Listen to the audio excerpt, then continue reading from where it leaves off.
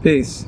It's Hajile, Black Lotus, poet, DJ, promoter, activist.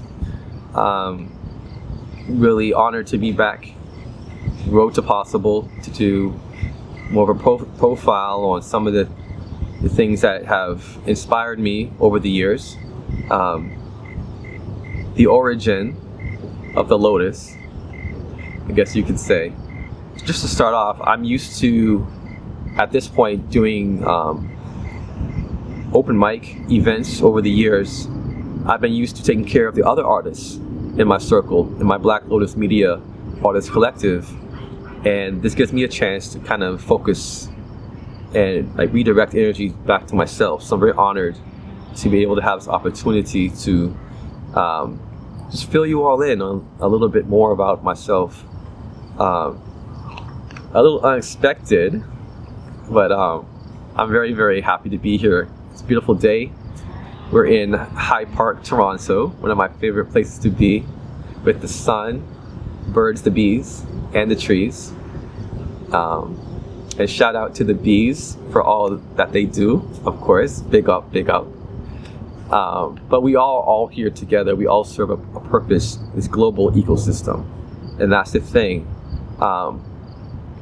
When we meet people in life, we need to know that it's not about judging. Everyone has a story. Everyone is going through something, especially these days with the worldwide situation that we don't need to speak about because we all know. The whole world's basically from 2020 to 2021, probably a little bit into 2022, has been turned into Maskville. But everyone has a story. Everyone's dealing with some kind of struggle or challenge.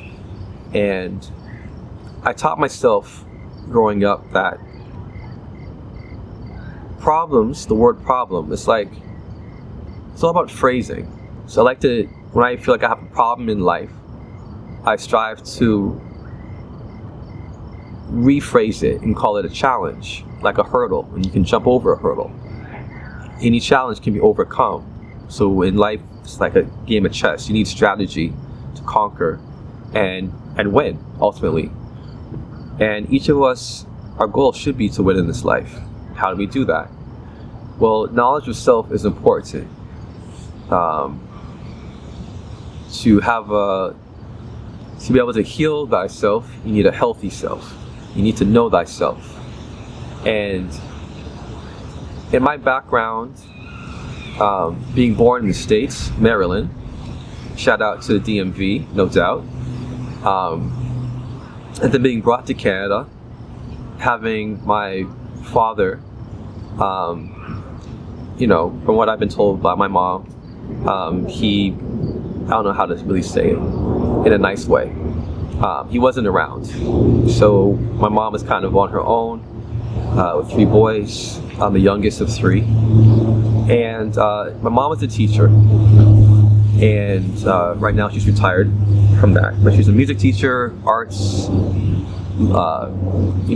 English, like everything. Very well-rounded, my mom. And I grew up in a household that was, a Christian household. My mom was one of Jehovah's Witnesses, to be specific. So we did all of that, knocking on doors. Everyone has their own opinion about Jehovah's Witnesses, but I'm just letting you know this is the truth about my background. But looking at that upbringing, I think I learned about some moral help with my moral compass. Scripture talks about being good to your neighbors, being kind. So that was like the beginning of my life in a spiritual, sort of setting where I learned about, Bible teachings, things like that. And, doing our best to be good to others, helping them, to teach them about the Creator. And that was the way I was brought up. So some things happened, like fast forward. Basically, I was asked to leave home. Now, once again, I'm trying to be diplomatic. and respectful in the way that I share these stories, so everyone is honored as best I can. Now I was asked to leave home by my last stepfather. In fact, he kind of told me to leave through my mom, though. So once again, I'm trying to be respectful. But basically it was, to me, I'm laughing now because life is funny. Gotta laugh at it. You know, I think a friend of mine recently posted on her Instagram that when life gave her lemons, she made chocolate cake and confused everybody. So shout out to Amanda. But yeah, but basically, my mom came to me one day in our condo, and I was around 20 years old, and she basically said, you need to pack up your things and leave. And this is what my second stepfather had told her to tell me, because he wasn't happy with whatever. And you know, I was a good kid.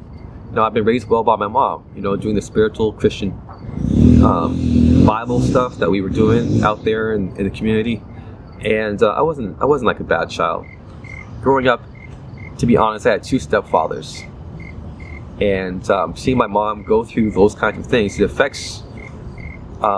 affected me just like any child that would be affected by their parents, basically, and different relationships and the dynamic.